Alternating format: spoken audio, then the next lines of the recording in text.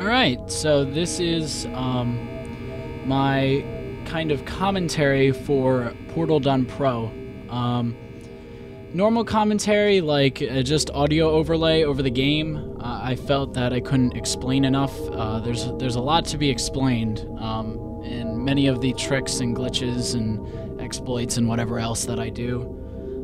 So I felt that it would be better if I just went through and played it, kind of like just showing you the tricks in a slower fashion or explaining them in parts and just going through it that way. So that's what I'm going to do right now. When I made Portal Done Pro, I used an older version of Portal, the version of Portal right before the update with all the other radios in it. So this isn't that version. This is the version that is currently on Steam. It is Source Engine 15 build 4295 of Portal. The version that I did Portal Done Pro in was build 3740. So I stuck with that version because demos, if you know how demos work, when they update the version, then all the demos don't play anymore. And I was almost done the speedrun when they updated the version, so I had to figure out a way to use the old version, and I went about and did it that way. So that's what I did for that. Anyway, what we're gonna do is we're just gonna load up the game normally. I have Portal Done Pro in on my TV, so I'm going to intermittently be switching back and forth between them, so I see what I did in Portal Done Pro and then try to repeat it here and explain it better. So we'll just start the game. In Portal Done Pro, at the start of this game, I end up glitching out the cup and throwing it outside of this area, so I'll just show you how that's done. It's harder with the bigger piece, that's why I did the bigger piece, but if you use a smaller piece and just kind of rub it back and forth against the wall, you'll get it to go out the crack. It's just how the physics are weird and wiggle and stuff, so... Hello, and again, it's actually usually not that hard. I took quite a bit longer than I normally do in that recording that I used for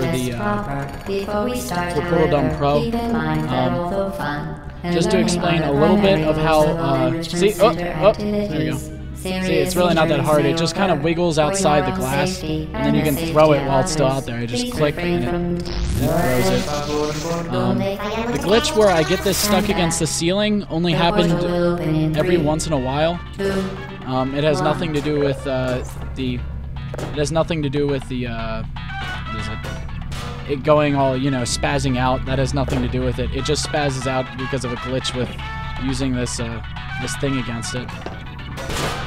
But I'm not going to show that off. That only happens every once in a while, and it doesn't affect the gameplay whatsoever. So, one thing I'm going to explain with the speedrun in general, I did it segmented by map. This means when the game says loading on the screen, that is loading a different map. Okay, there are multiple maps. You can view the maps in console, test chamber, or the test chambers, and then the escape levels, or the escape levels. Pretty self-explanatory. So I segmented per map, which means I loaded from the start of the game and then went until it said loading, and then I would save immediately after it loaded the next map and continue and doing that throughout the whole game. So any of the tricks that I did within one map, I did it on a straight playthrough. Those were the segments for it. So anyway. First thing I do is I come out here and I'm standing backwards and I do something called ABH, which gets me a lot of speed going off here. I'll briefly explain ABH.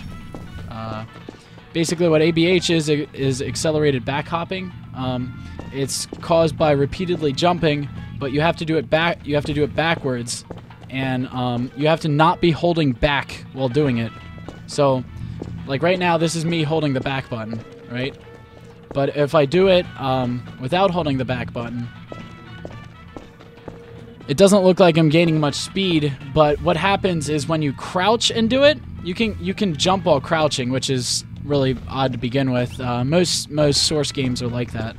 But what happens is when you're crouched, for some reason your character hits the ground twice. Like it hits the ground like where it would normally be standing, and then it hits the ground again. So I get double jumps every time I'm doing a crouch jump. So what happens is all I'm doing is jumping as soon as I hit the ground and holding crouch the whole time, but not holding the back button, so I'm not holding S on the keyboard. I have a script using auto hotkey that does this. It is nothing advanced whatsoever. It is not like I'm using a hack that modifies game exe values or something. All it does is repeatedly hits the jump button. That's all it does. It's like the exact same thing as a turbo button. So all I'm doing is that. That's all I use in the entire speedrun. I don't use any other scripts or anything else like that. It's just one that constantly hits jump, because then it gives you the maximum speed you can get while ABHing. So basically I come out the portal and I do a little bit of a curved ABH around the corner. You get a lot of speed here, so I have to readjust myself, and then I come back and go through the door. I'm going to be using quick saves throughout the run, just because there will be parts where I'll die repeatedly or something like that.